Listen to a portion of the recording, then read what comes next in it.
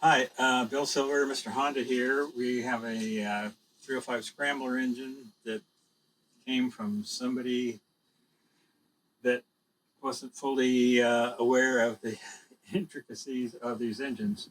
So it's obviously been worked on. It's a Scrambler engine, but it's got a tack drive from a Super Hawk on it.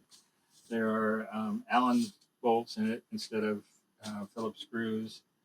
There's different hardware that's different, and so I have no idea what we're going to find, but we're going to open it up and eventually rebuild it back to stock specifications. And the first thing you want to do is make sure that take both these end caps off, and they're held together, both of the screws. This side's got Phillips screws on it. This side has a Phillips screw, an Allen screw, and 2 bolts. So it's not something that you want to find or have to deal with, but this is what comes to people in the world anymore who have worked on these things in years past.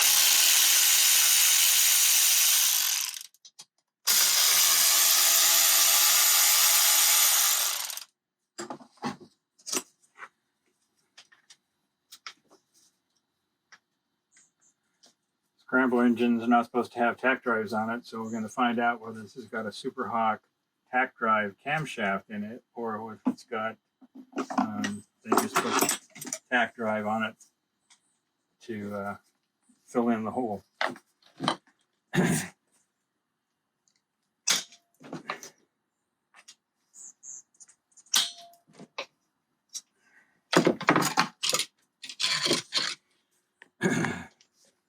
So we've got three different kinds of fasteners on this thing, which is not from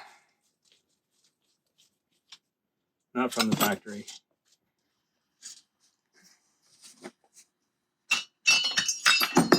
All right, so that tells us something right away.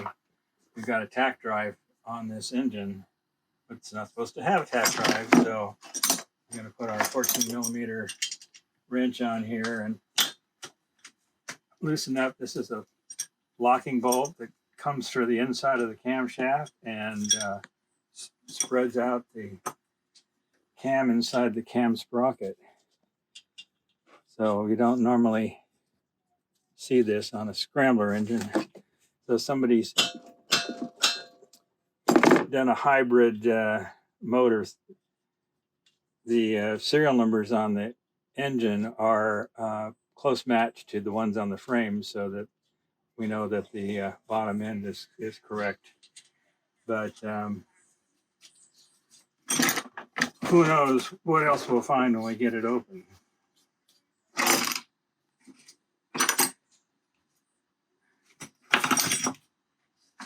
This might be one of those sort of worst case scenario bikes that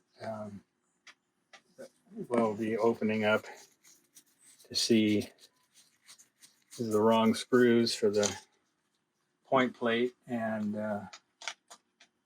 supposed to have washers underneath them. Let's see.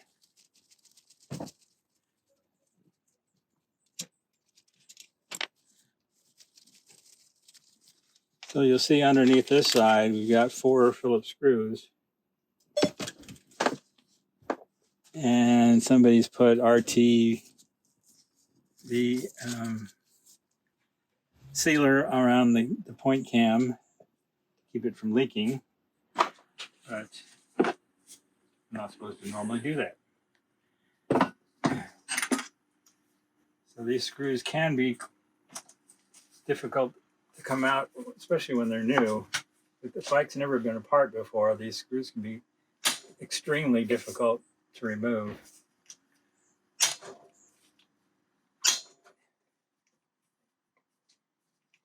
Impact driver is a absolute necessity to take these engines apart. 2 Phillips screws, and these are JIS thread head screws. Honda switched from JIS, the Japanese International Standard, to ISO International Standard in 1968. So these engines are built with a different thread pitch than the later bikes. So you can't just go down to the hardware store and buy a lot of hardware for these things because it's going to be the wrong thread pitch. Fortunately, these 6mm ones were never changed between the JIS and ISO, so you can buy those at the store.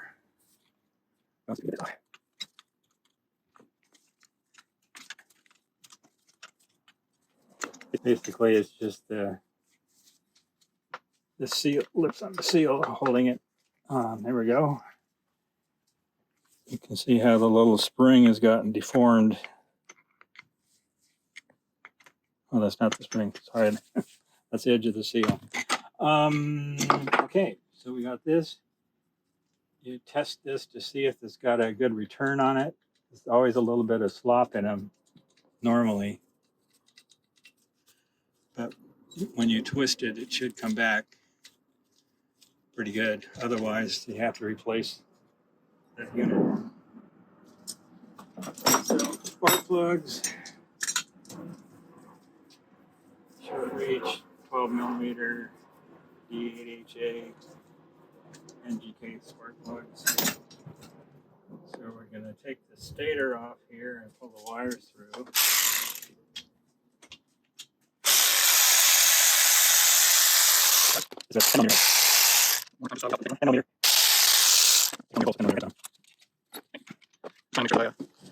So we got a wire connector in here for the neutral switch, which is bolted to the end of the shift drum. There's that little wire in there, pigtail wire, connects into the connector on the stator. Unfortunately, this stator's been damaged. The cloth has been pulled off and looks like it's got knocked around some, so this is not going to be a reusable part. You see it's been sitting for a long time with the amount of rust that's on the part.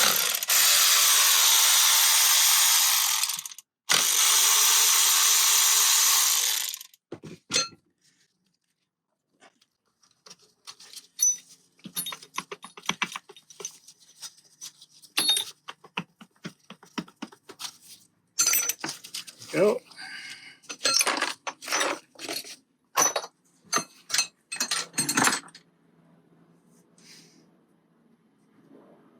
Somebody has put this plate on here and I don't know what it's for yet.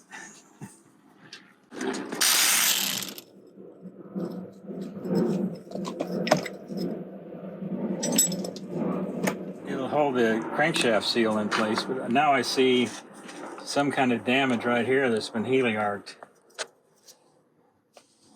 Right in here. This is not this is not from the factory. So this little engine's had a tough life. Rotor bolt off of here.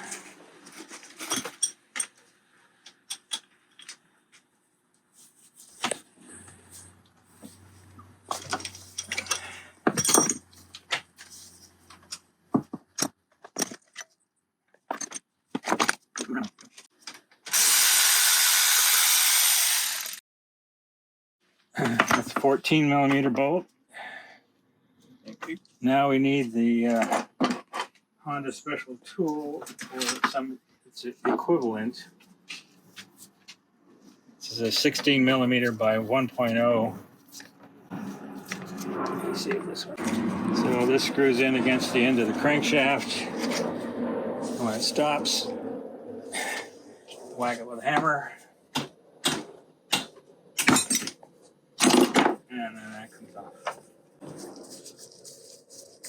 So what's on the back side of this rotor is this is the starter clutch for a Super Hawk engine, which scramblers don't use. So apparently they just have this decent condition rotor. Only the scramblers come without this ring on here and the starter clutch parts. So it's a bits of bike, bits of this, bits of that. Screws or remove them. This is for the neutral switch.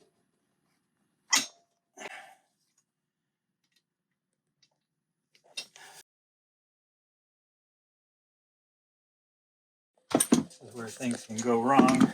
When the screws are in real tight, you have to try and save them. Take the bit out of the tool, whack it a few times.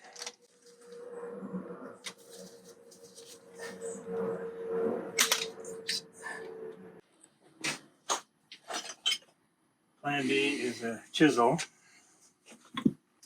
You can get on the head of the screw, the edge of it.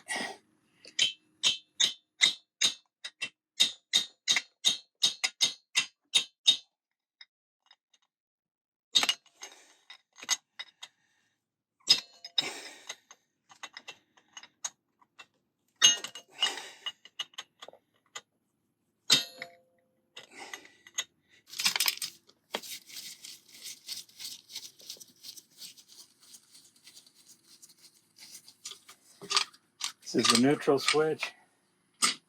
Runs on the end of the shift drum. It rotates around as the shift drum rotates, and there's a set of contacts in there that closes the circuit for this wire. And what you usually find is what I see right here. The wire breaks away from the solder joint, so they don't work unless you repair that.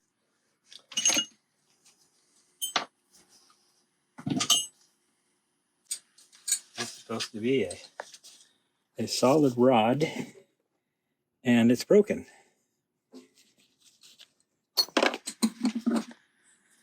So more surprises await. Let's move it around to the other side. It's still sitting on its oil pump, which extends down below the bottom of the crankcase. So you kind of have to wedge something up in there to get it to sit upright. Take the other spark plug out.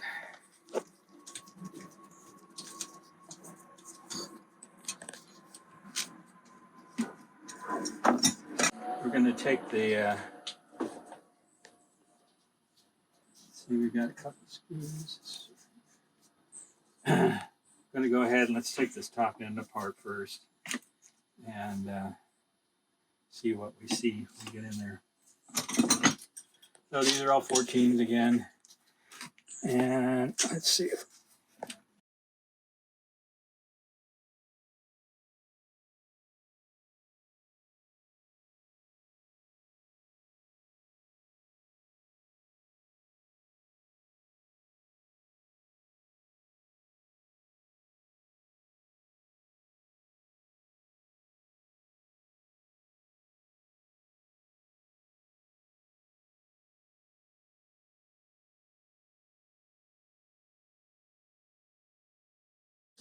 a lot of the replacement bolts that are 8mm have got a 13mm hex head instead of a 14. And so that gives you a clue that something's been messed with.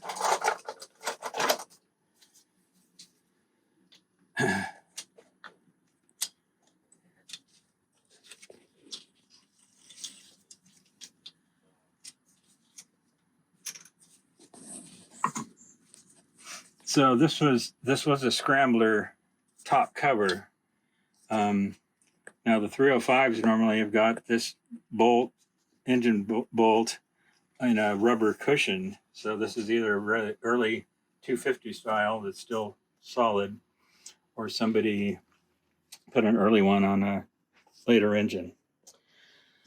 So let's see if we can get this guy up and off of here. Oops.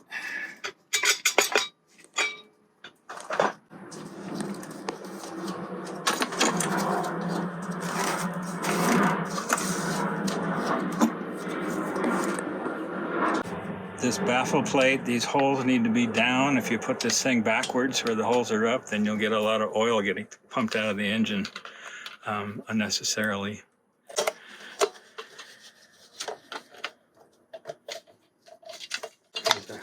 There's a gasket on either side of an aluminum plate.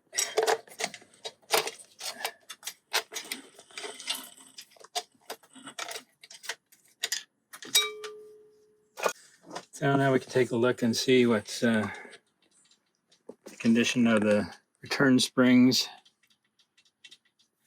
Look at the cam lobes to see if they're okay. Right there.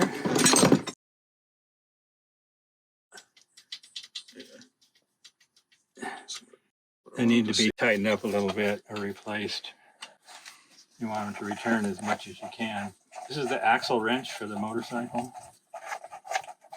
And that's the only thing you really want to use to take these 6-point tappet covers off.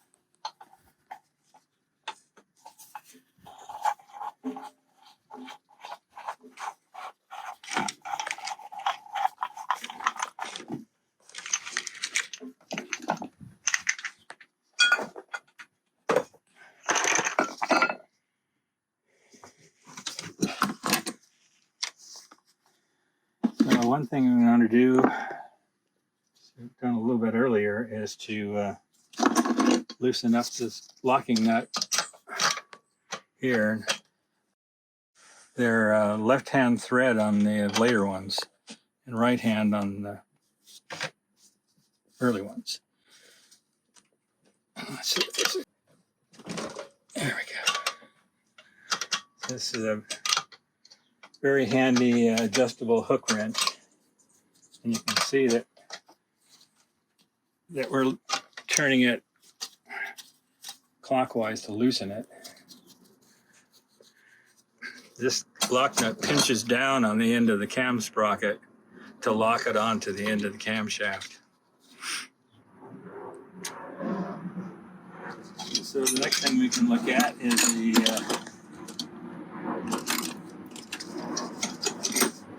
two nuts that hold the cylinder head down underneath the spark plugs. And if you look at, you can see the nut, the end of the stud is way down below the nut. Somebody took the studs out and turned them upside down and put the wrong length in. Normally they would have more thread material opened up to secure the nut to the head. And there should be a washer under there, which there isn't. So we'll go to the other side.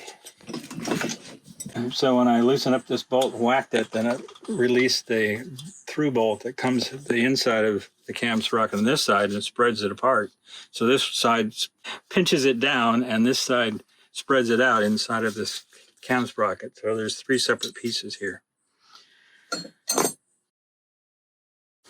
So this has been laid up in storage for a long time and we don't know what we're going to find when we pull all these rags out of the ports. Not a good sign.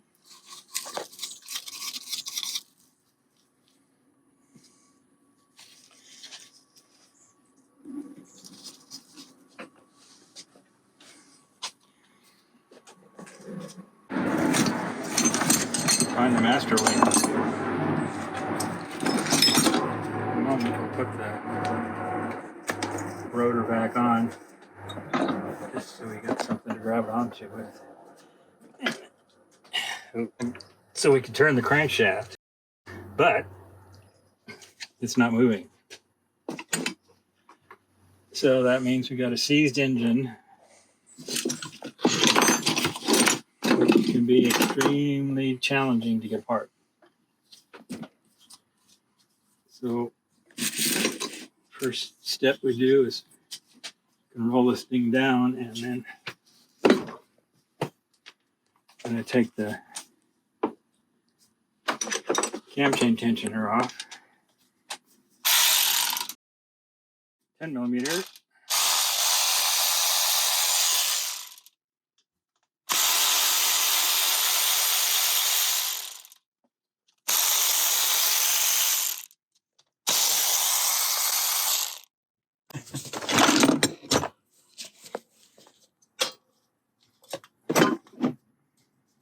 So you want to look at the condition of the roller. You can see that there's some, it's starting to break up there.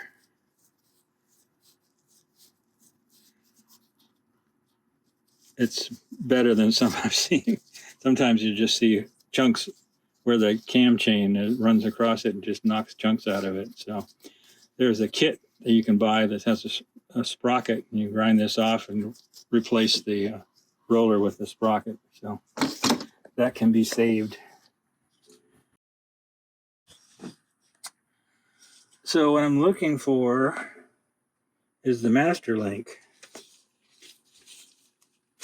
Just see if I can get it apart without cutting the chain. So actually do see it, but it's on the wrong side of where I want it to be. If you look right there, there's the master link right there. So we're going to attempt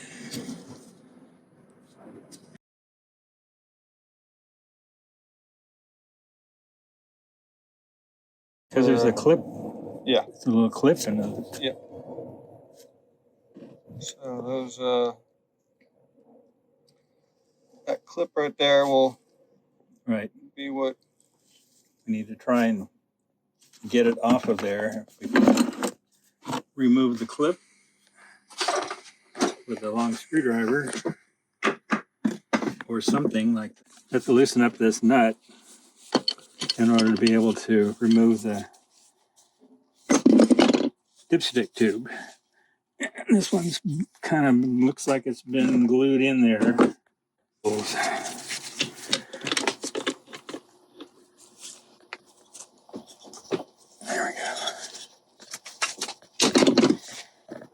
This threads down in the hole where the short dipstick for a Super Hawk or Dream would go into. All these engine cases are pretty much the same. So you could get blank cases and make a Scrambler or a Super Hawk or a Dream engine using the same set of cases.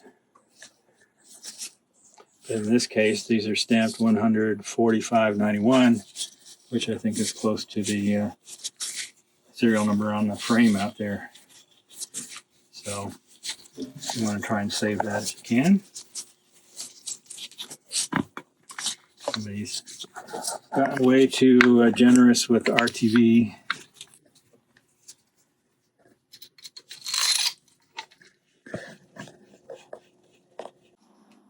Okay, we'll see if we can do some surgery.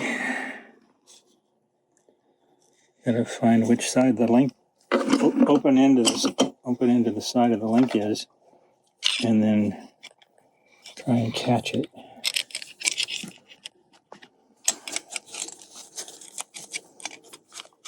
Can we get a flashlight in there? Or Most cases like this, you just wind up cutting the chain.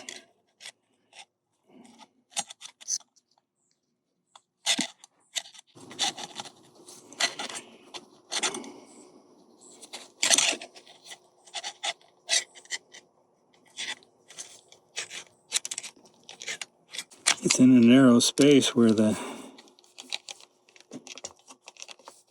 not be able to get. There it goes. Okay, success. And stand it up.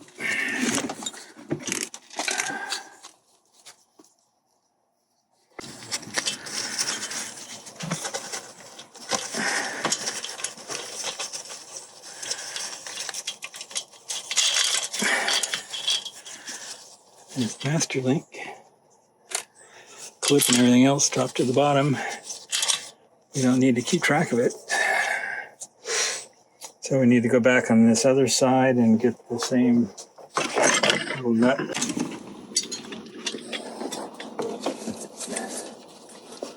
You can see it barely had any threads showing. But now,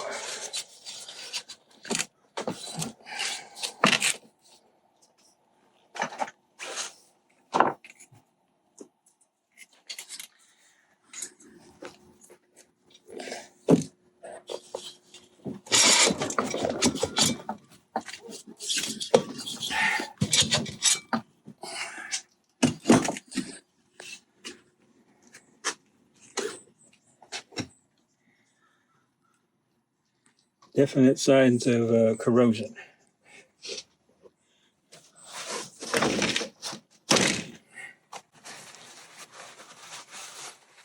Baby hasn't been run for many years.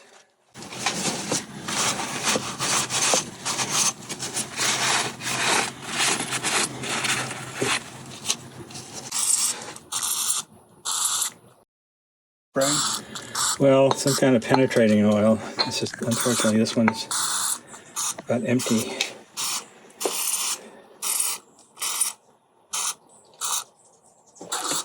So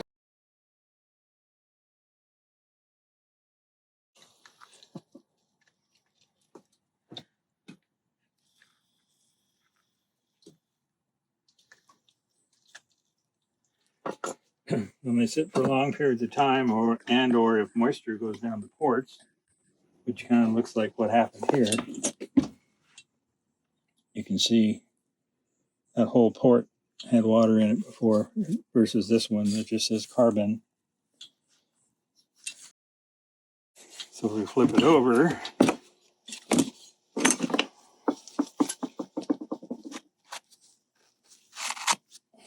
and there you go again. Water, moisture, at least at the tops of it. Might have been water that got into the paper towel and then stopped it there somewhat. But the moisture on the exhaust port on the other side, possibly an exhaust pipe that backed up with water.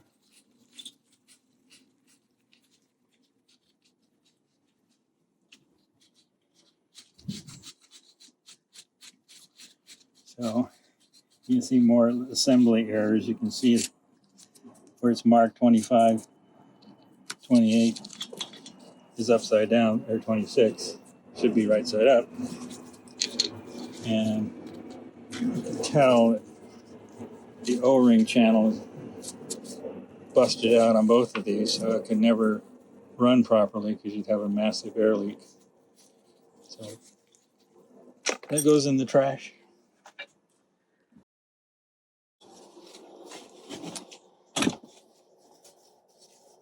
So we'll have to get in, we'll have to wire brush this out somewhat, and then we'll take the valves out and take the rocker arms out and keep cleaning.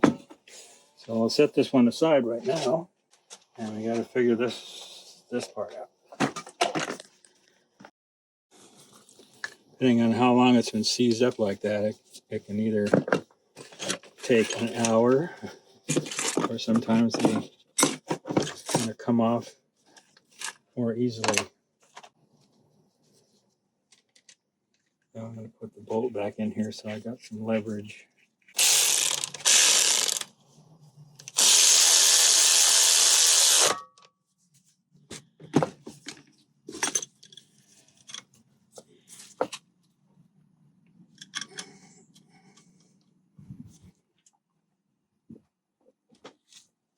In a perfect world, that would be turning the crankshaft over, but it's obviously not.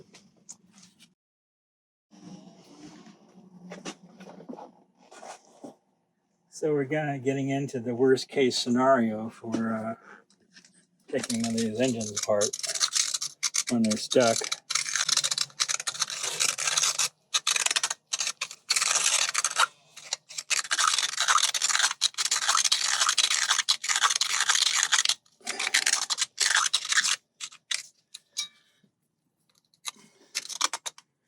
So you want to do what you can to encourage penetrating oil to get down into the gap between the piston and the cylinder walls. Also, the piston rings will be stuck in the ringlands of the piston, and those get rusted into the cylinder walls, and so the whole thing comes to a stop.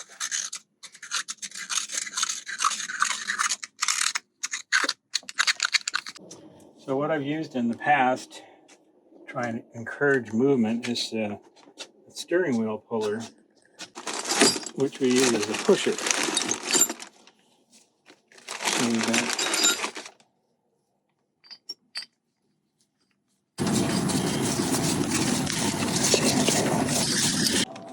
So in this case, that one's down, so we want to push this one down. So we're gonna go over these studs, these 3 studs here.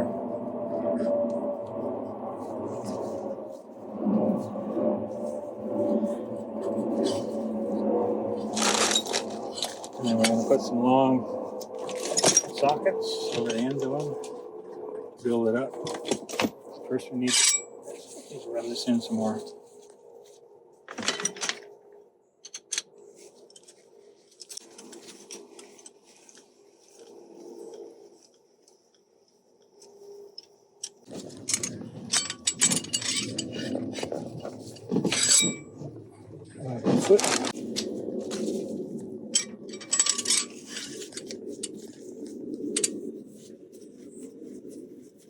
This can be successful if you're real lucky, and sometimes if they're super welded in there, then it becomes a huge hard task. I had one engine that was so bad I actually had to cut the cylinders in half in order to get them off the crankshaft and off the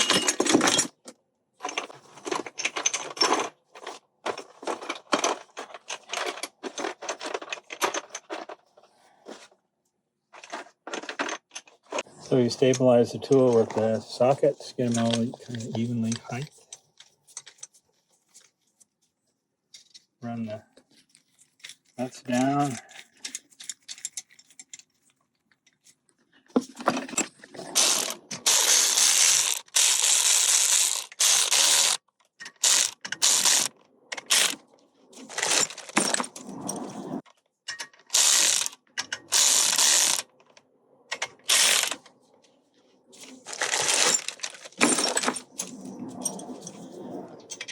And put a little pressure on it to see what it does.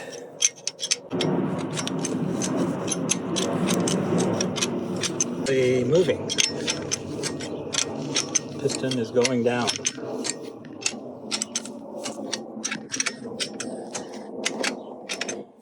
But because it's a 180 engine, one goes down, one comes up. So ideally, if this frees up, then this piston will come up as this one goes down. But if this one's stuck real badly, what happens is this pushes it down and it pushes the cylinders all the way up. And then you have to take another avenue of removal.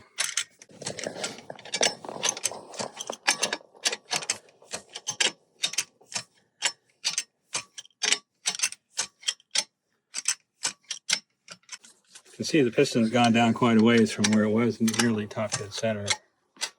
So far we're making some good progress.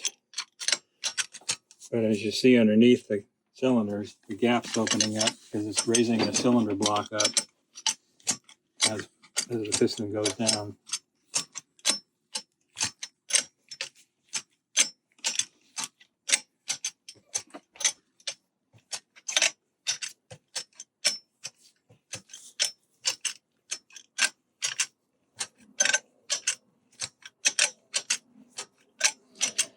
It's always a good thing if you get one piston to move anyway.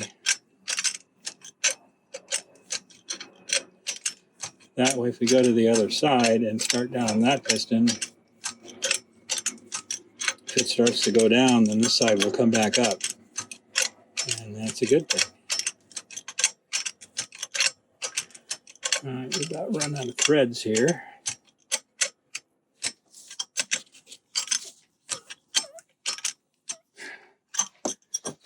So you can see it's raised cylinders up almost an inch.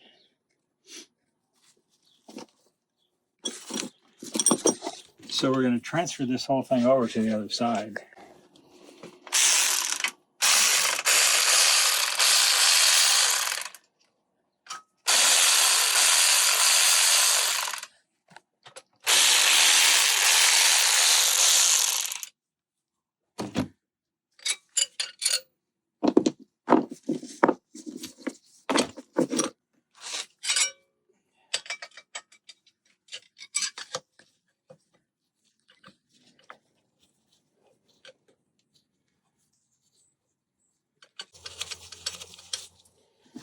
So you got one here, one here, one here. And then you have to start looking for your shallow sockets.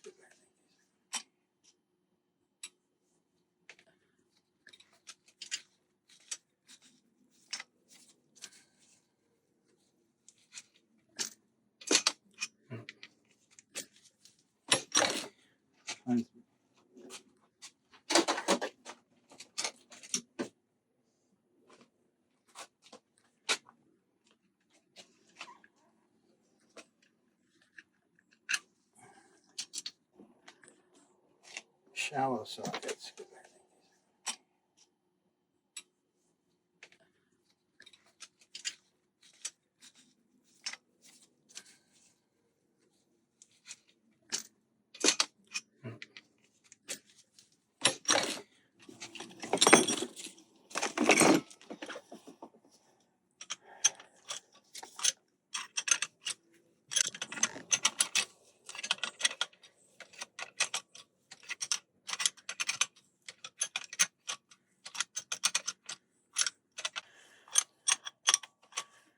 What we're doing now really is to just pushing the cylinder block back down onto the crankcase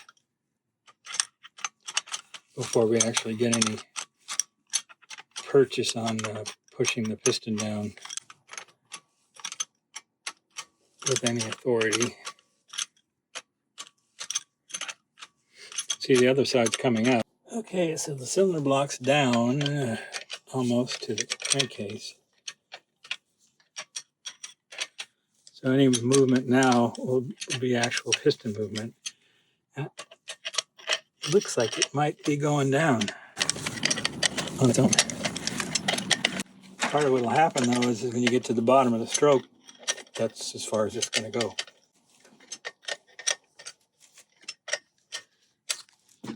And you know you're at the bottom of the stroke when this one comes to the top. And there you go, it stops. So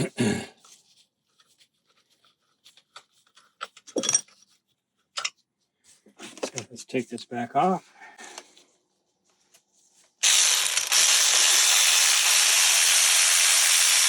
Little stud out on this side, which is not normal. There's probably somebody removed it before.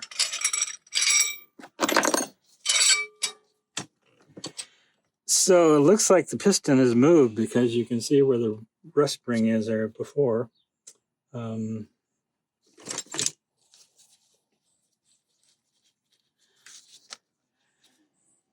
can see where the line was before, so the piston is actually moving in the bore, which is a very good thing. Shaft. Let's see what happens. There you go. It's moving. So we're actually, this is an incredibly lucky demonstration piece because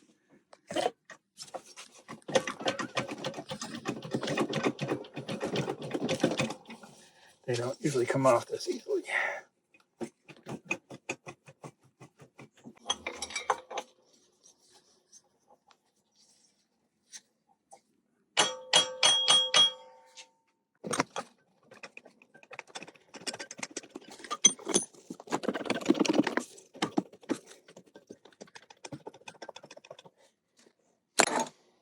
It's hard work.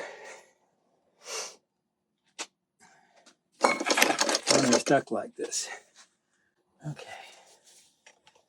The piston got down low enough to where I could get onto the wrist pin hole and give it a lift from there.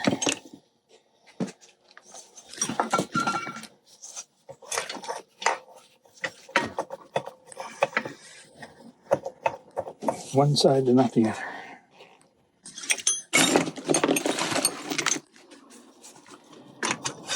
There we go.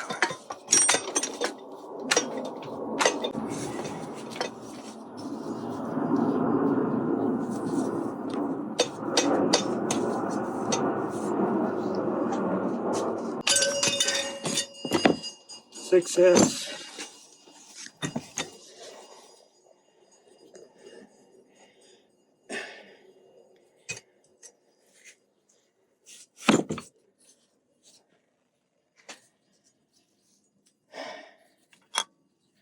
So you can see the rings are all stuck in the grooves. This one's got an oil ring that's moving, but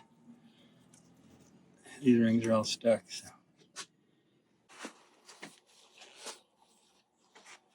It appeared that, from what I could see on the piston tops,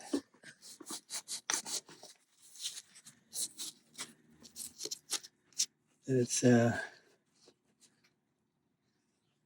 1 millimeter over. Yep. See the 1.00, that's fourth over standard piston bores, so you can't get bigger pistons from Honda in that size, so you have to either re-sleeve the cylinders or find another set of cylinders that can be bored out to an oversize.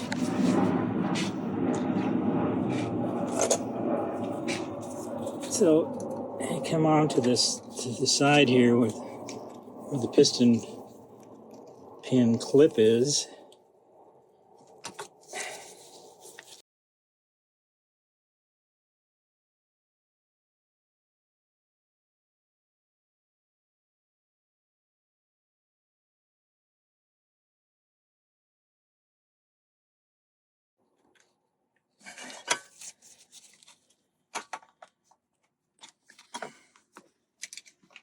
So clips are out.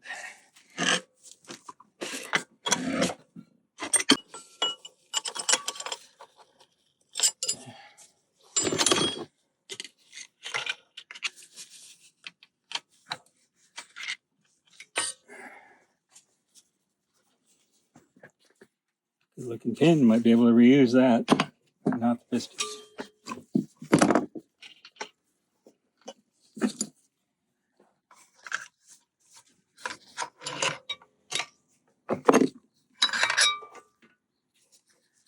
So you can see rings are all glued in place from moisture and sitting forever. So we've got a little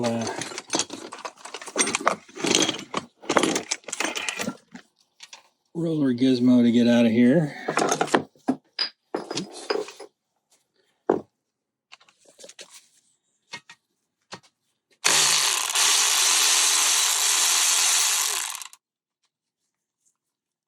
Size.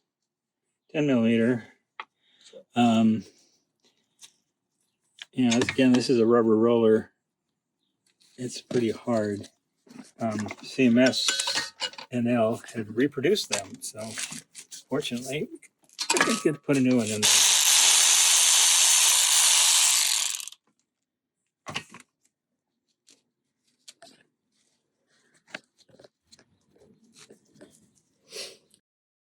You can see the slot in here. When the oil drips down off the engine, it feeds the roller inside of this and keeps it lubricated.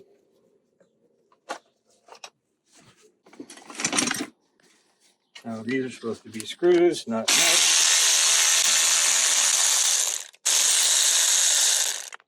Those are 10 millimeters as well. 10 millimeters. Supposed to be Phillips, okay. Like those. Gotcha. Exactly. So we successfully removed the top end without damaging too much. Cylinders were on fourth over, so we're going to be finding new cylinders for it. And hopefully we can find some screws that come out. And they're not. So back to the impact driver.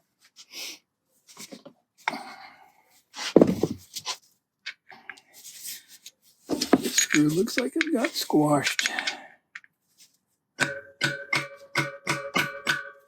Maybe it's wrong.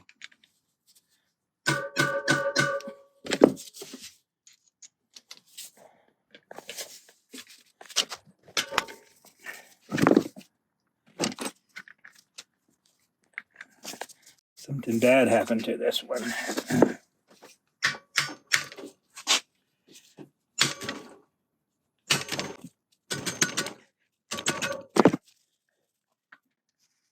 You just can't get these things apart without an impact driver. It's just impossible.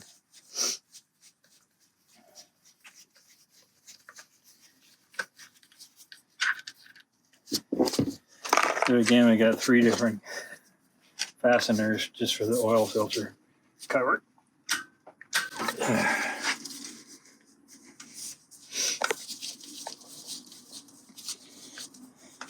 These are 5mm Allen head screws.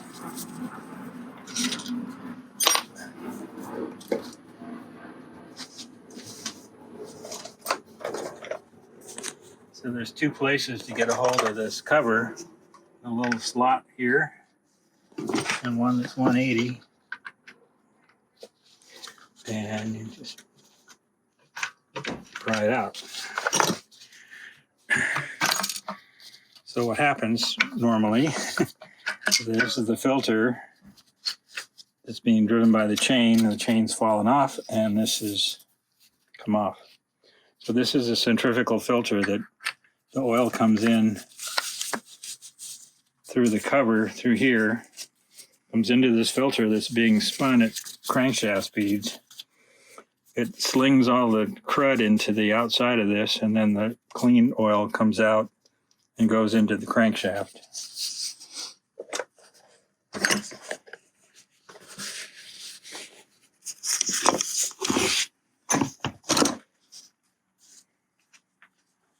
There's a thrust washer that goes underneath on the side of this so that the thrust washer rubs against that pin. And this pin locates in this little slot right here when you put the cover on. But I don't see the thrust washer at all. Some people put them on the inside incorrectly. So let's see what we're going to find when we get in here.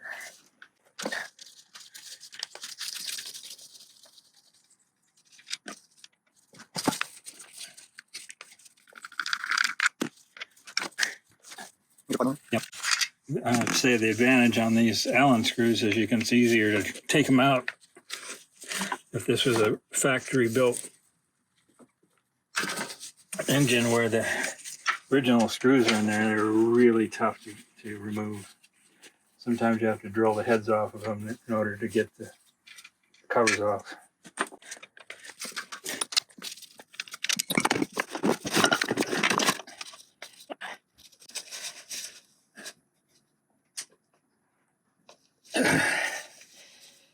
This is going to be a little more difficult because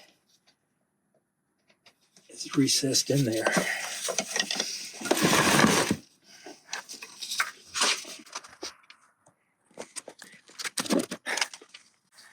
Disadvantage is that people over tighten these things, and then after years the screw threads corrode and then things get much tighter to remove.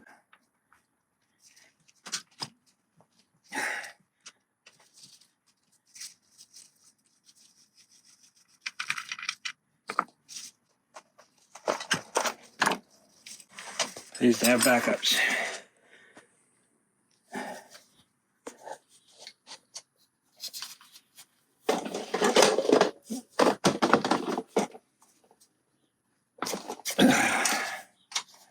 Okay.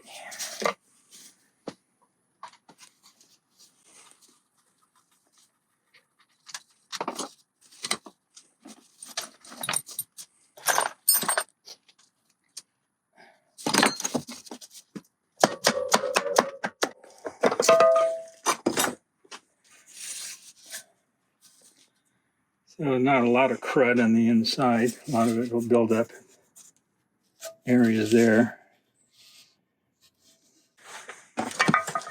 So this is the chain that drives that little filter.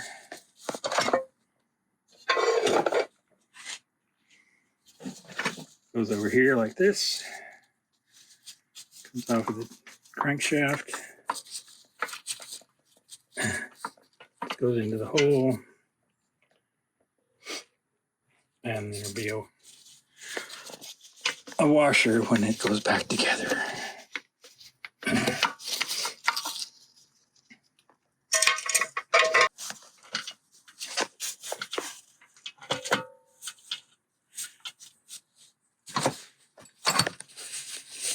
So the next thing you have to do is undo this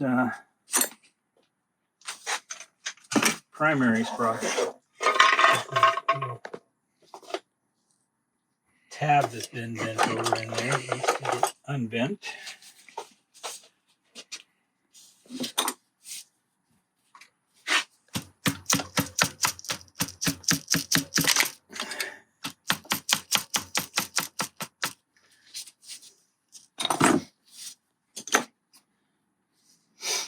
So these are put on with a lot of force, and this nut's been put on backwards. You can see this little rounded shoulder is supposed to go on the inside up against the washer. Trick here is to keep the crankshaft from turning while you're undoing this nut. There's a number of different sizes for this type of tool, and this one was used on on a different motorcycle, which has a smaller one. So we're going to remove that and replace it with the right one.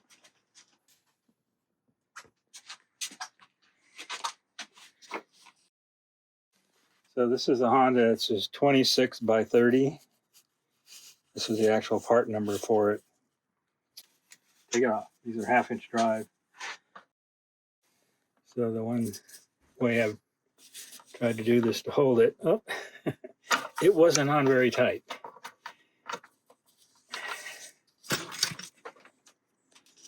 So if the nut is not tightened up properly, you're supposed to tighten this rounded side up against this, and this goes up against this way. Oops, other way around.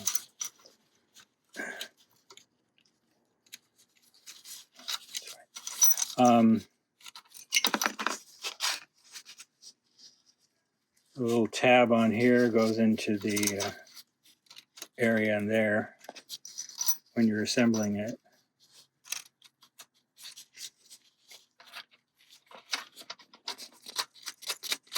And so the flat side of this nut should be out.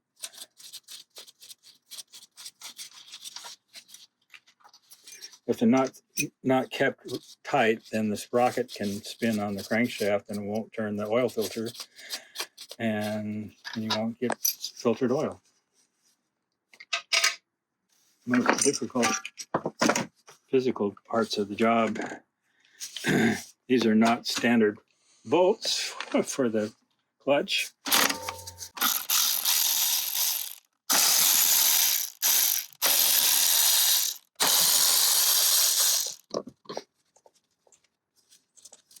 I mean, they're okay, I guess, but they're not the ones from the factory.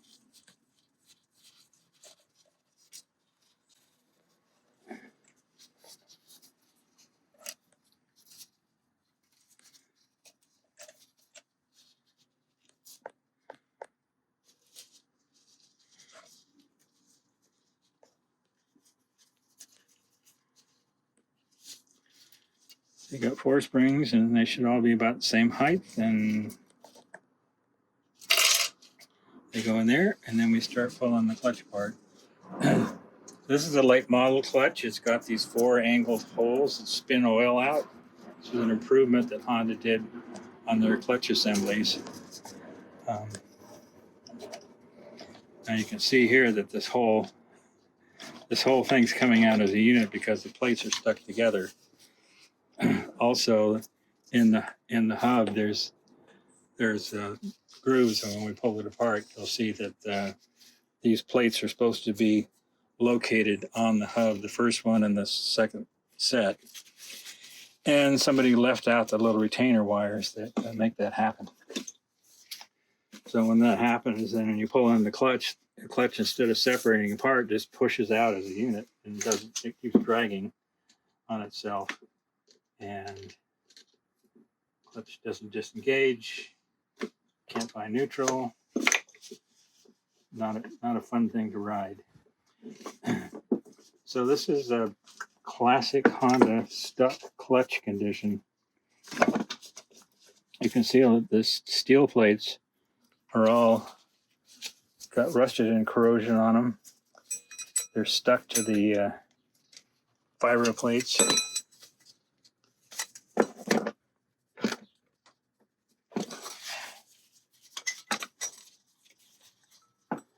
Very firmly. So for those people that think that they can just break the clutch loose by putting it in gear, holding the clutch in, and running it around with the clutch held in until the plates separate, you're going to wind up with all this rust and corrosion getting spun off the plates and into the oil. It just really hard. So when you hear somebody say, "Oh, I got a stuck clutch," this is what the stuck clutch is all about.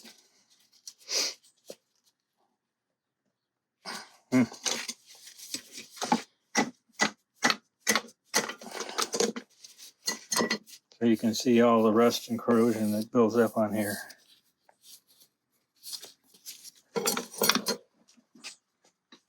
Every set is glued, stuck together.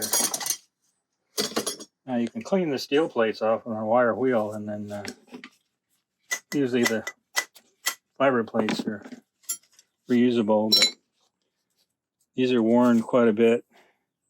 You can see the little groove is almost worn down there, so you want to replace those. It's probably not a bad idea to put new steels on it. The pressure plate looks fine. Again, this is the late style with the oil release holes, and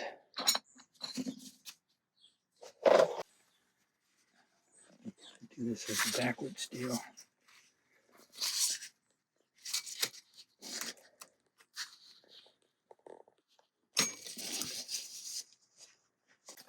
That'll scribe to get in behind it and work it loose.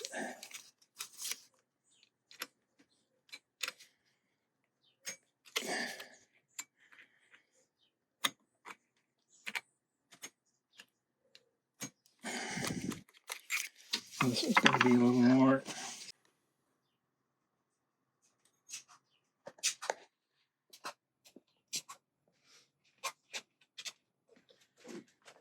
Okay. The proper tools. Honda snap ring pliers.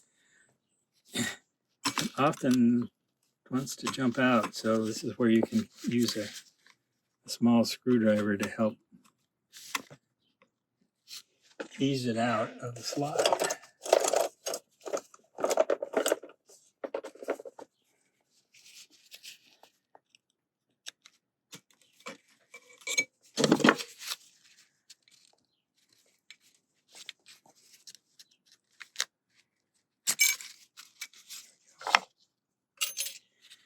All right, so this guy comes off.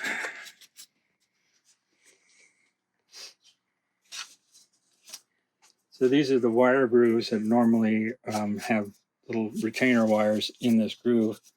You put this first steel plate in, and the wire goes around that, locks that plate on here.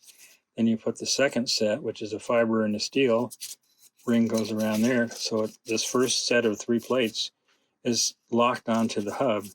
That way, when you push the clutch apart, the rest of them separate away, so there's always separation between this set of plates and everything else. And it just helps them to release much easier. So something to look out for on the clutch covers, when the primary chain gets too loose, you'll see a little wear spot up inside of there. If the chain is, this one doesn't show that, but it's the place to look to see whether there's been contact. So we pull this off, and this comes off as a pair. That's your primary chain. The clutch basket here, 2 types, and you'll see the early solid ones. This is not a round thing; it's just straight. But it's got a little bit of movement on it. There's rubber cushions in here, which, you know, you can drill these things out and put new cushions in it, but it takes a little bit of the shock out of the system. So not like new, but could be worse. So next thing, we pull the shift shaft out. Check your splines to see what kind of splines you got. If they get damaged, you need to replace the shaft so that when you put a new shift arm on it, it doesn't screw up those splines. So this is all of the shift mechanism, the detent roller that stops it in between gears, and this is your primary chain tensioner, and there's supposed to be a thin washer on top of this spring, and that's missing.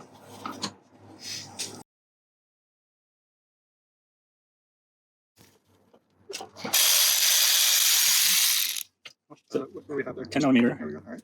Little spacer on there. It just goes through the hole. Spring comes off. Show me the hole. Oh, the spacer goes through the arm right here. Gotcha. Like so. Perfect. So there's your spring. Oh, there's the thrust washer. This is what was for the filter. And what we did with the filter. There it is. Some people mistakenly put it on this side instead of this side. And you want it on this side because as it rotates, you can see it's kind of shiny right there where it's been rubbing up against. So you put the thrust washer on the outside so that it's up against the pin. So as it's rotating, everything rotates and this doesn't dig into the filter. This little bracket off.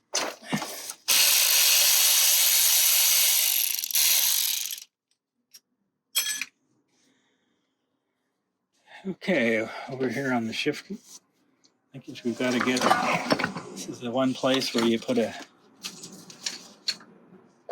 17 millimeter on this big bolt.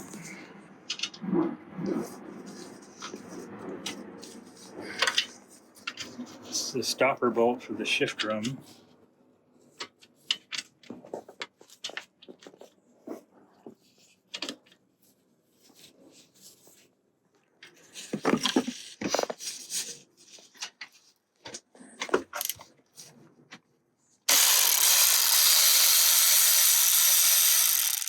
This 10 millimeter bolt. It's got a stepped washer in it. You can see it pivots on this little stepped washer right here, so that has to be in place.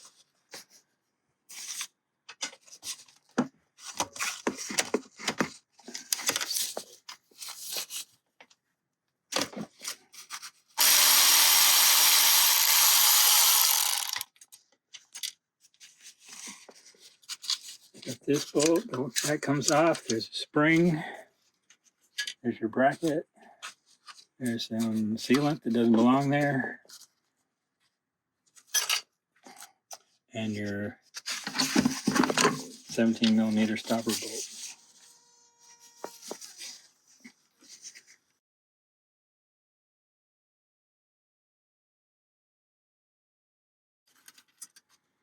There we go.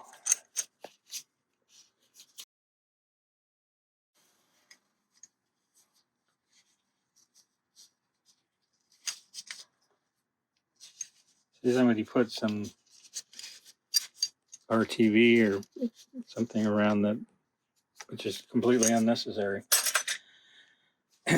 So you can see they tried to seal up the cases with something hard. Next thing you do is loosen up the bolts for the shift drum stopper.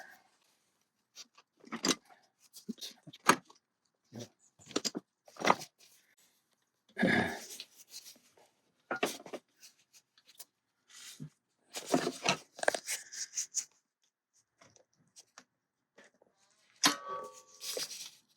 These are going to be a problem. One thing you can do is move the shift drum around so it gives you a little more clearance on the screw. As you can see, the screw's been damaged before.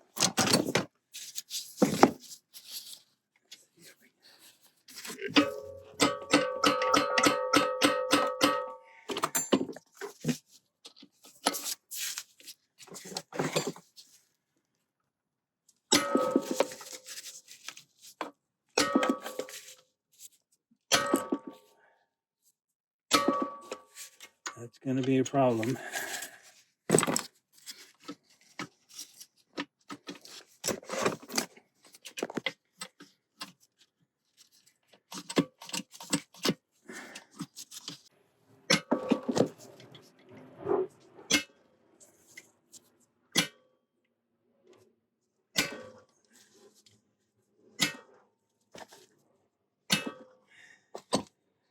Really, when they get this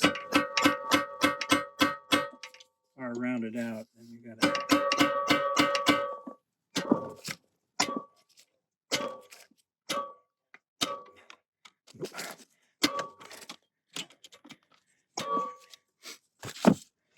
Okay, so plan B on this is to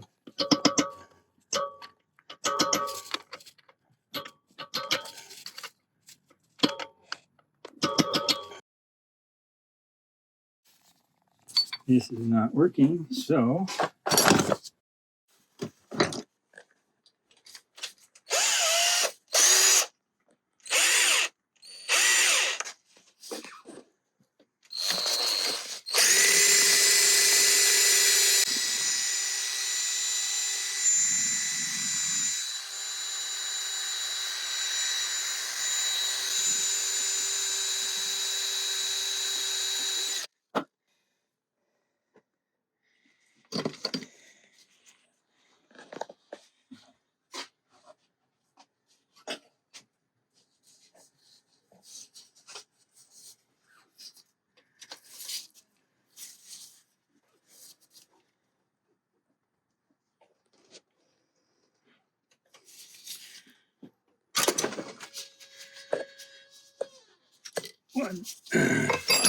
one down, one to go.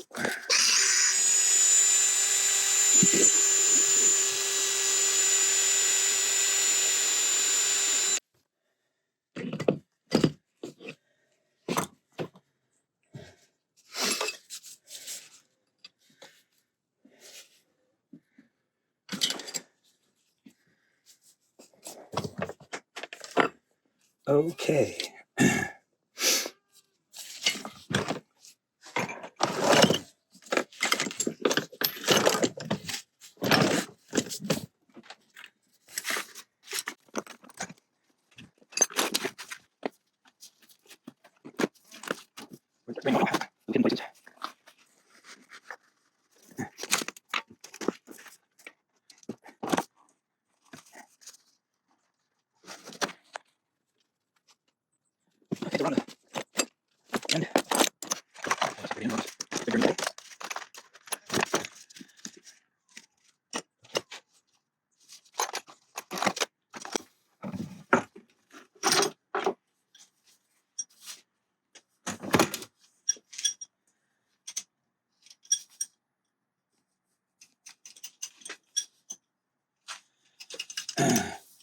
So you got 1, 2, 3, 4, 5, 6. Now these two were supposed to be castle nuts with sealing washers underneath them, and that didn't happen.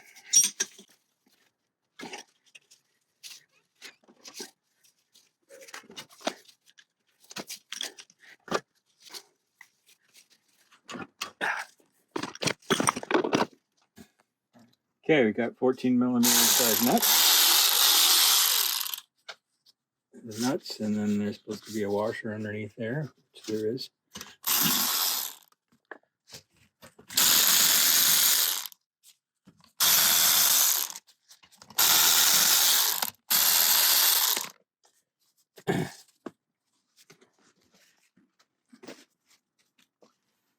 The rest of this is 10 millimeter,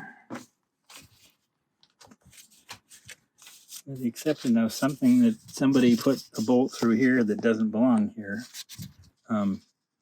Actually, this is supposed to be into a threaded hole, but there's a bolt that they ran all the way through it. So they must have stripped the bolt and put a stud in here instead.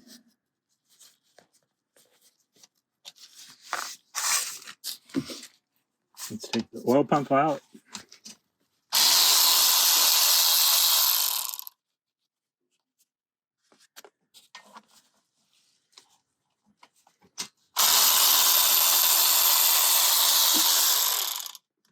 So there's 2 long bolts for the oil pump and 4 short ones. 2 long ones go in the holes where the locating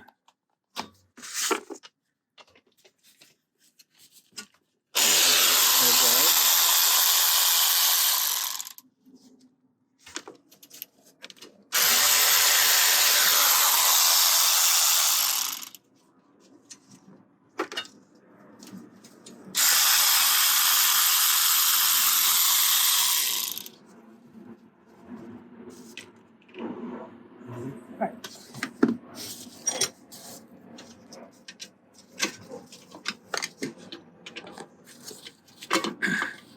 So here's your oil pump. It's driven off the spur gear on the transmission. It spins away. You can see it trying to pump oil right there. So there's a gasket here. This is the screen. And there's a gasket underneath it.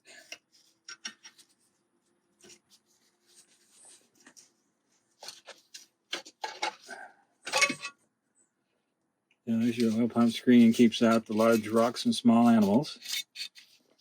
And you can see the screen's in good shape still. So it's doing its job. Gasket on both sides here. And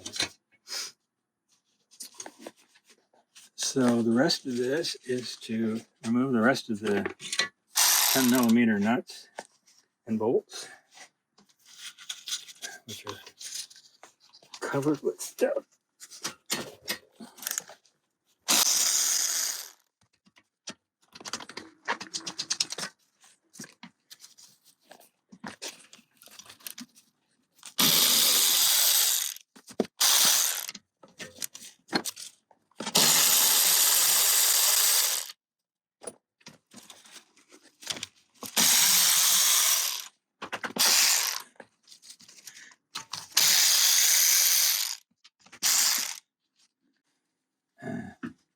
Now the nut and washer that goes on here is an aluminum sealing washer and a long nut that has a blind hole in it, but that wasn't used either.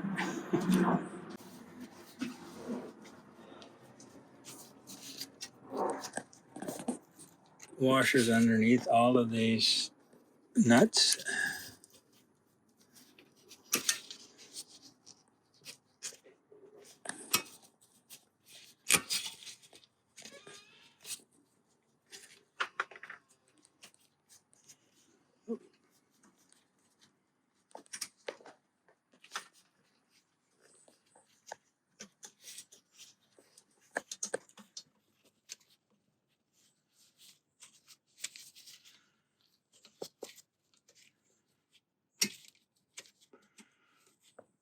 When these parts are cleaner, you can usually just use a nut magnet and pull them off, but that's not what we got today.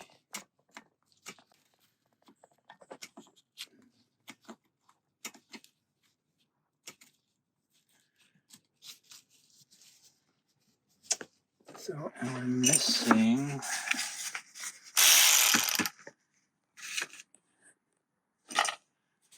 up here.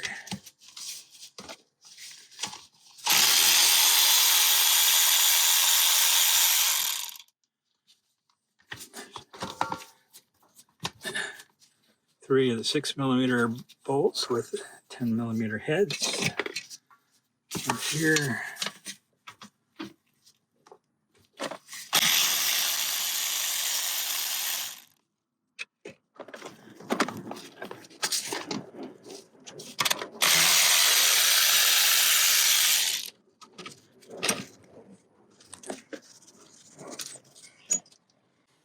okay, so that's all of the fasteners that hold the two engine case halves together.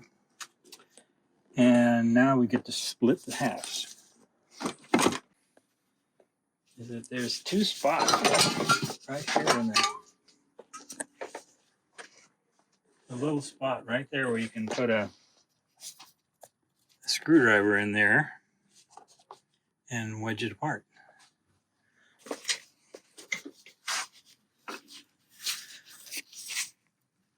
Like that.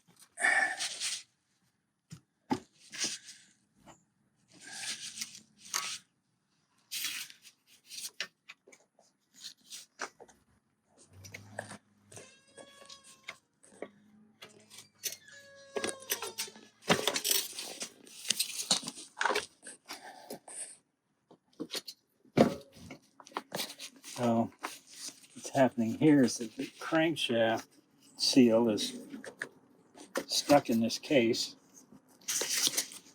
The crankshaft's wanting to come up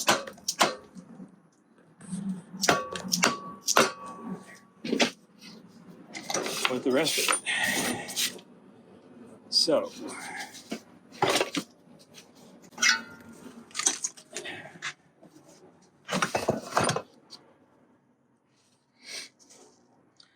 usually get a lot of debris and gunk at the bottom of these things, especially if they've never been opened before. Honda recommended non-detergent oil in the beginning, which doesn't keep the little dirt molecules up in oil suspension, so the stuff usually falls in the bottom of the case.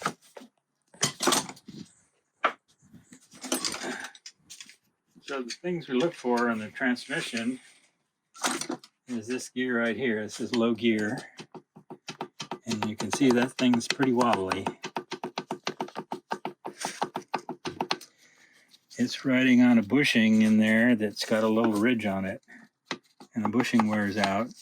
And this is also the kickstart ratchet. It goes one way.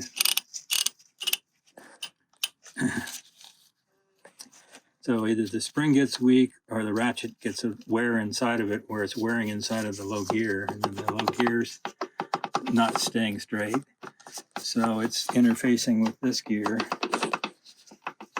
So you get all kinds of transmission shifting problems.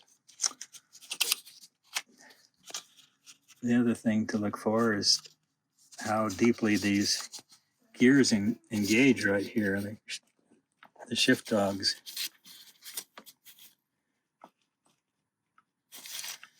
You want about a 40% or more overlap between those shift dogs there. And the same with the ones up here.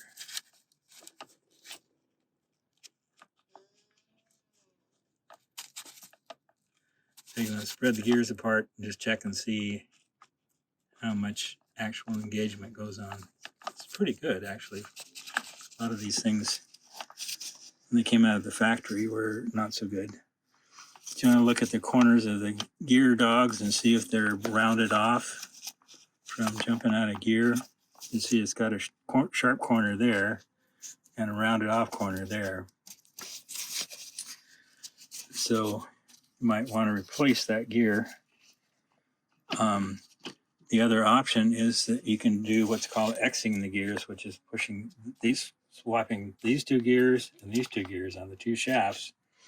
Changes the gear ratio between first and second and third gear, and then it makes kind of a bigger jump to fourth gear. For 250 scramblers especially, it's really handy to keep the engine up on its power band as you're going from first to second gear. When you do that, it changes the relationships of the gear dogs, and so the rounded off parts will be on the opposite side, and the sharp edges will be engaging. So that's one way to save having to change extra parts. There's our cam chain.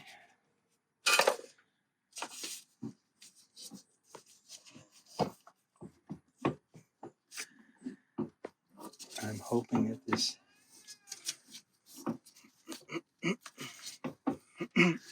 when the crankshaft goes back in, there's pins underneath there that have to, in the crankcase, they line with holes in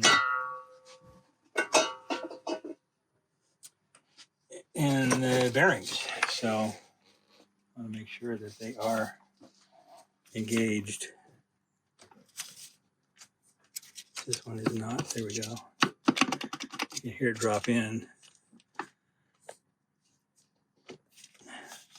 There's the hole that it wants to go into. This will be part of the install video.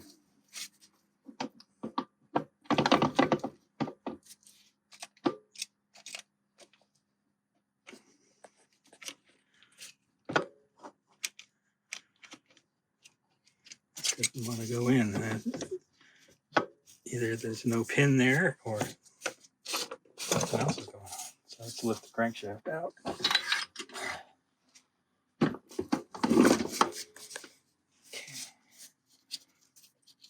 So that's the locating hole there, and this is the oil hole. All the bearings have got the same thing. So these big holes index on the pins of the crankshaft or in the crankcase. And the same goes with this bearing here. You can see where the oil hole lines up next to the pin. The oil feed hole next to the locating pin, which is shown right there. So if people put the crankshaft in and they don't get this last pin lined up, what happens when they crank the cases down, it pushes this pin into the case and breaks this out right here. And that's what happened. Remember the weld that we saw? The welded up section? That's what happened. They assembled the cases and didn't get this locating pin indexed to the bearing. When they cranked the cases down, it broke out this piece in the back. And so that they had to go in and fix it. That's pretty elaborate. I usually just use JB Weld and set the pin with some Loctite. So that tells you some more history about what happened to this particular engine. So transmission shafts just pop out. They're located on little half rings out here.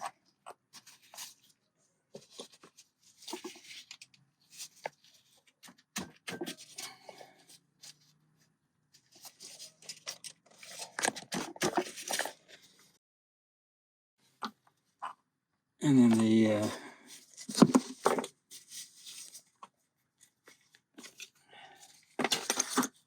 counter shafts located on two more pins here and there that locate to the 14 millimeter bushing here.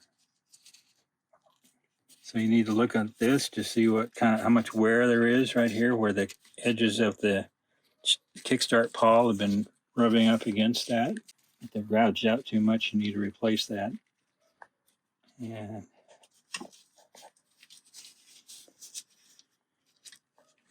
the ridge in this bushing is pretty diminished. It's a much sharper corner edge. Plus you've got this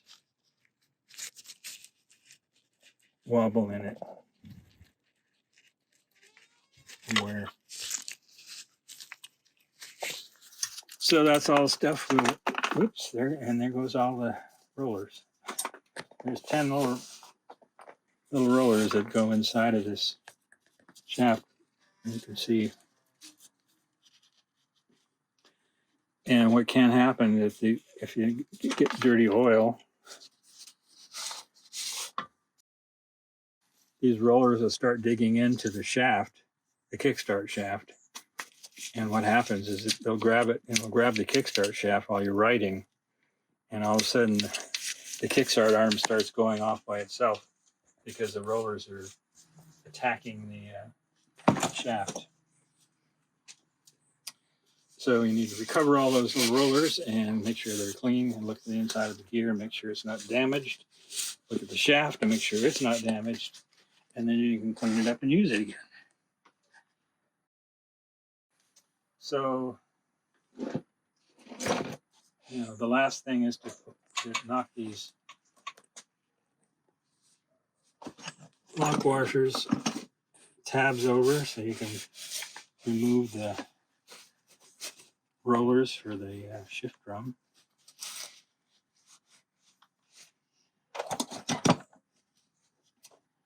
And that can be a little tricky because they don't sit still.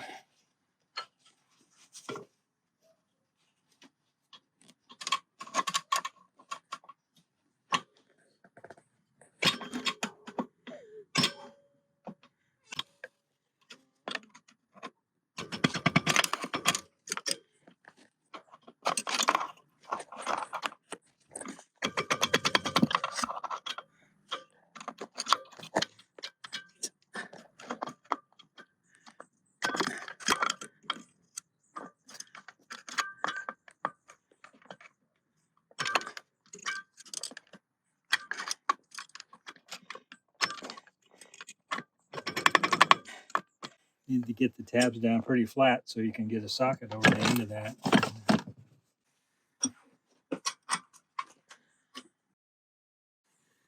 The 14 millimeter.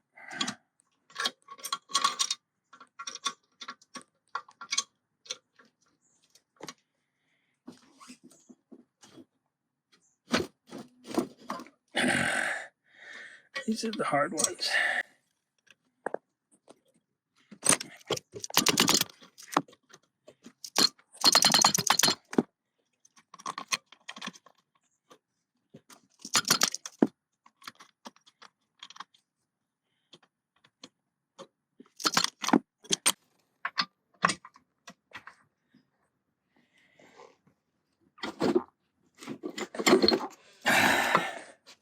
A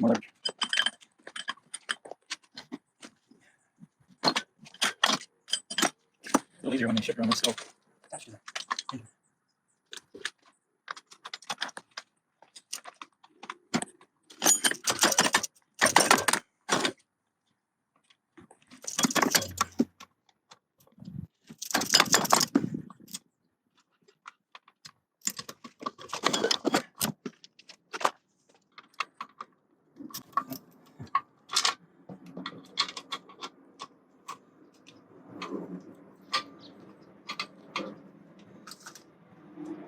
Here's the pin for the shifter, and here's the roller that goes on the end of it.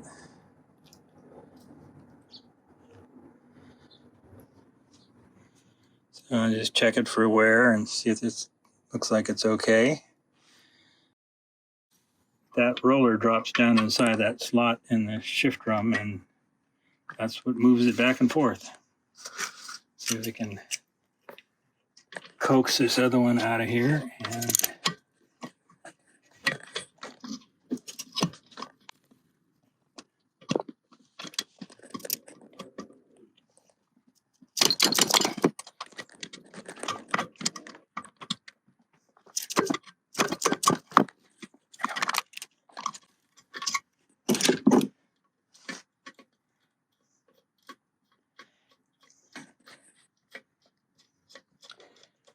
certainly don't want these parts to fall out into the transmission when it's running, but you probably a little bit more torque than it actually needs. The other option is to use your snap rope pliers.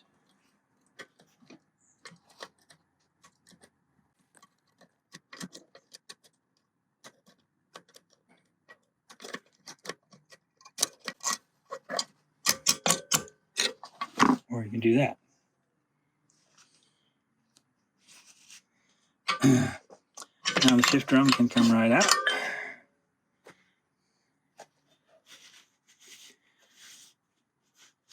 And you want to look at the little pointy spots right here where it changes directions. This one is always going to be a little bit sharper than this, the one for second gear. This little gets more rounded off from banging from first to second.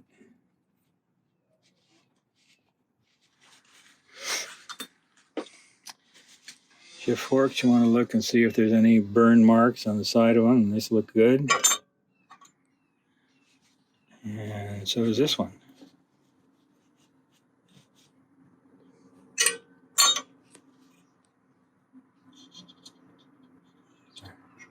Cam chain link. And that's about it. Yeah.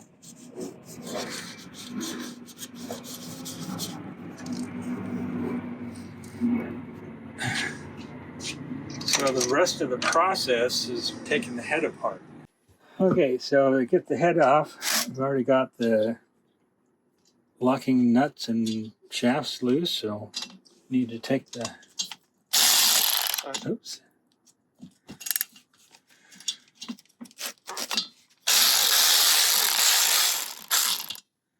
What was the size? I didn't hear it. We're still on 10s. Okay.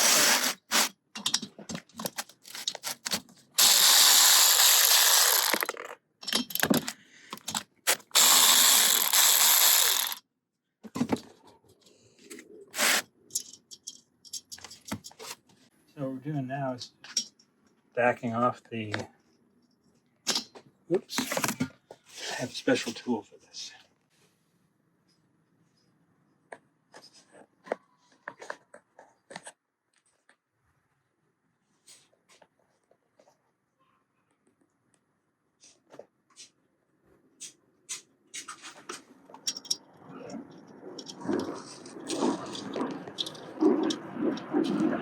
The bell spring.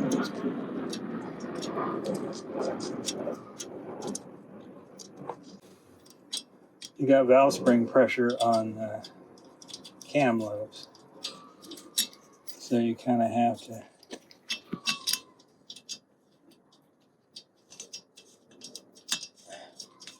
work them all loose.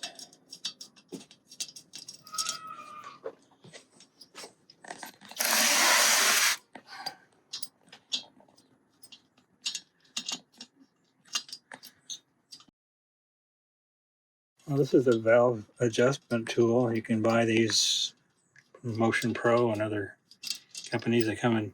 Honda uses 8, 9, and 10 little sockets, and there's 3 different versions of this adjustment tool. So you buy the whole kit, and then you're set to do pretty much any Honda motorcycle. So now we got rocker arms that are all basically loose.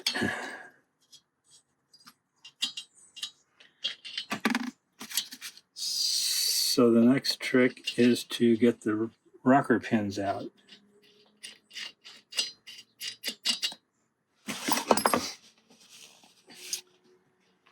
So I just use a long screw.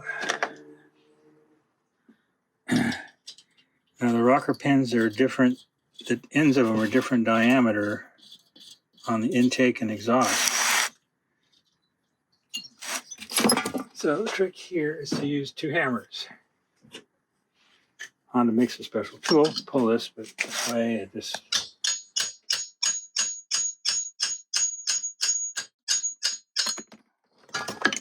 and out. So you'll notice that the size of the hole is different, and the diameter of the ends are different between the intake side and the exhaust.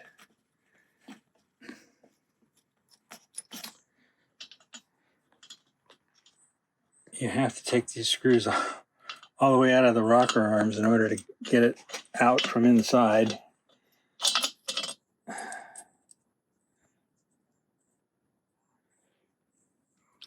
look at the faces and see that they're okay. So that was the exhaust side. This is the intake. These, when the pins are in place, these cutaways allow the studs to come through the head. So you can put the head on. So if you put them on backwards, it doesn't work.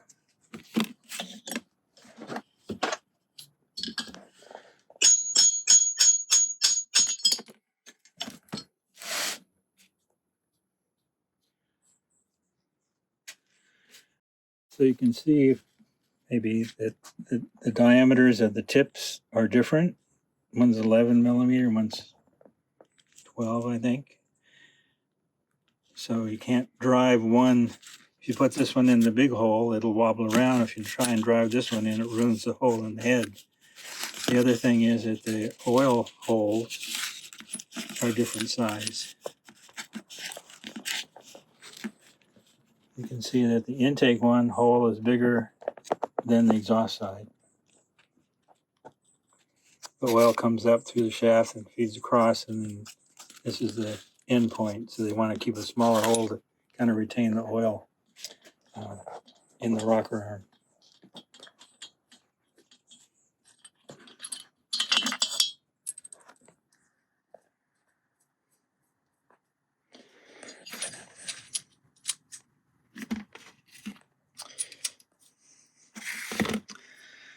So that's one side. We'll do the same on the other.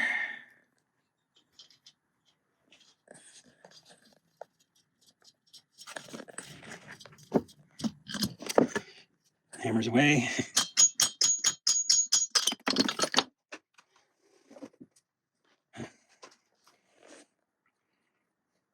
And the pins all look, the surface all looks good. So it's got plenty of oil, even though the oil was pretty dirty.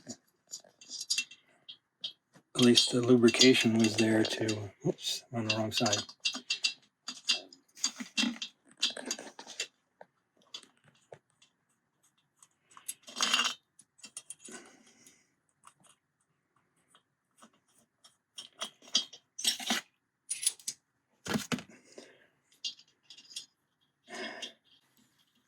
Let's pull right out.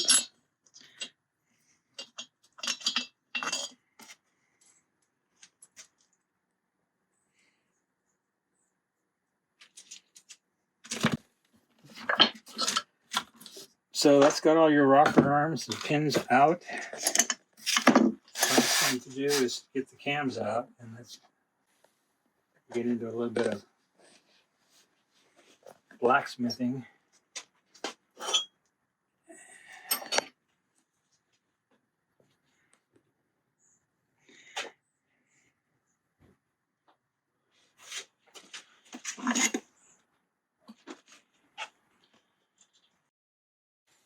So you can get on to the cam lobe here.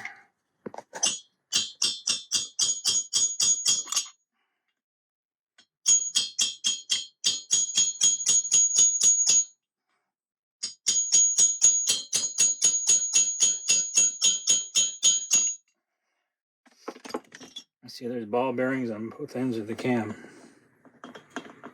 That's why these things don't need an oil pump.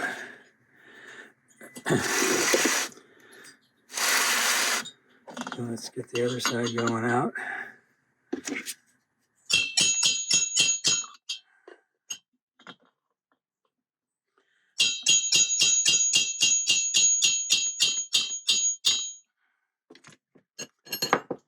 And that releases the cam sprocket from the inside.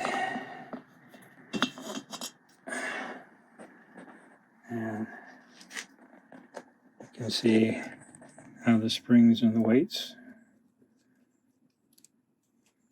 turns that slot in the inside, which turns the point cam and advances the timing.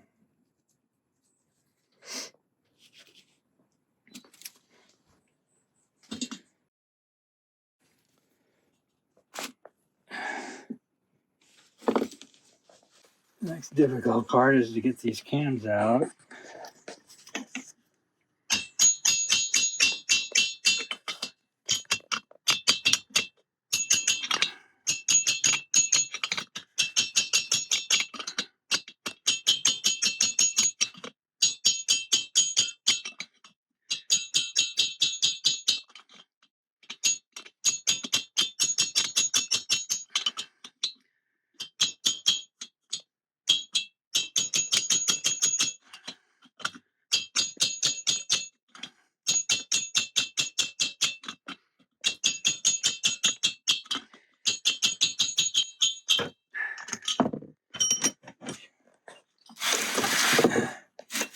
bearings have to stay pretty square in the bores, otherwise they just get caught up in there and they don't want to come out. Or they start taking some aluminum out with them. But it's okay.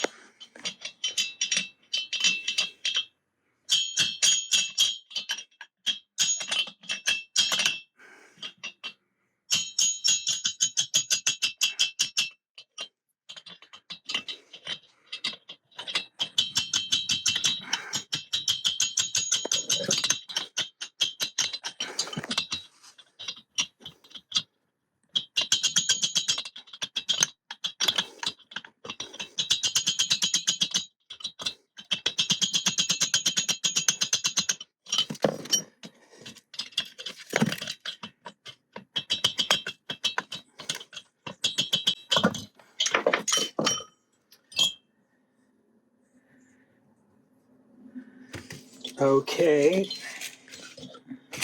on the home stretch now, we got to just pull the valves out.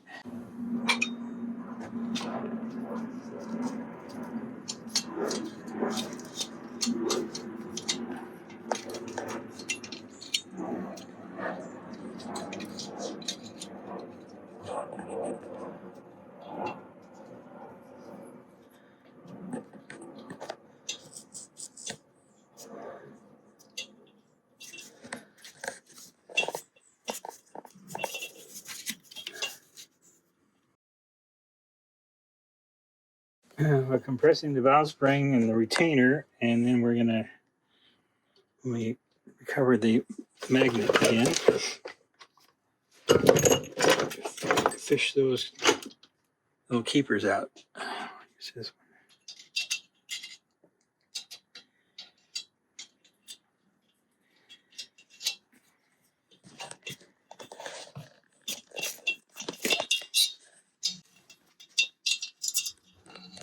There you go.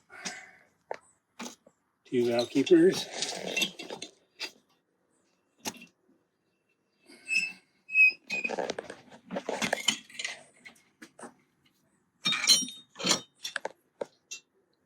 Valve springs. And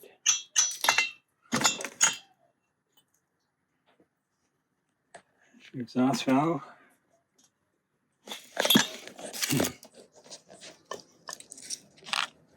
There's the valve spring seat. It's at the bottom of the head. You need to fish that thing out.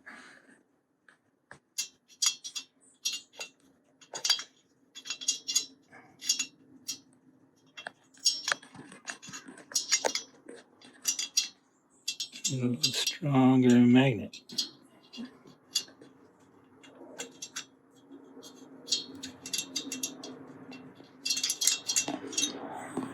Let's see what's going on.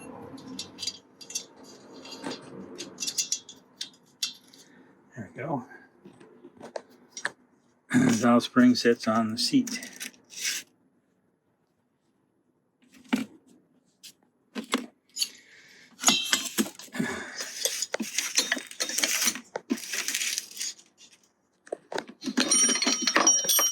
Repeat 3 more times and you're done.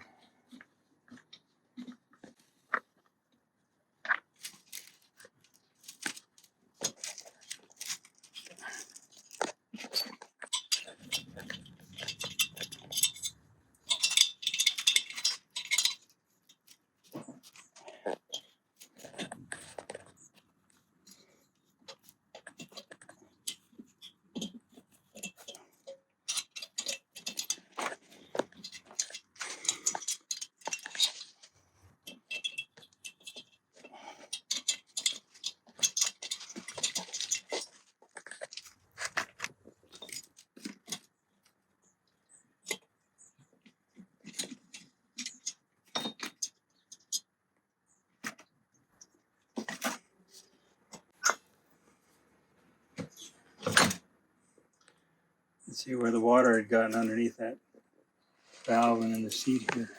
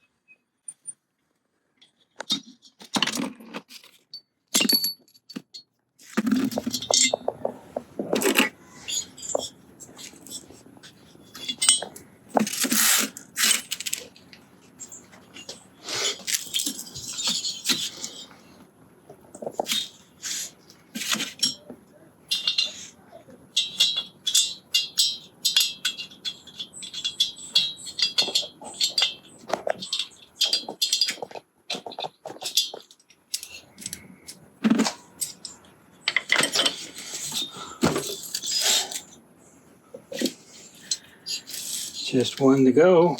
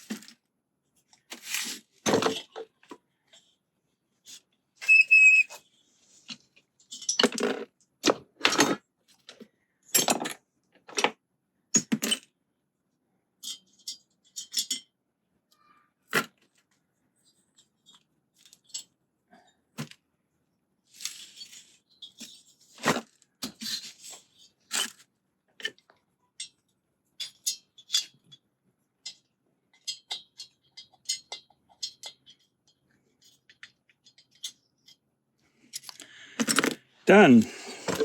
At this point, all the engine parts get sent to a automotive machine shop for hot tank cleaning of the grease and the rust, and then they go to my vapor blast person who makes them all clean and shiny. Wasn't that fun? Hope you all learned something, and I'm glad that this one went reasonably well, because they can get worse and sometimes they're really much easier. And good luck to you and your process of tearing these engines apart. Next time we put it back together. Bye-bye.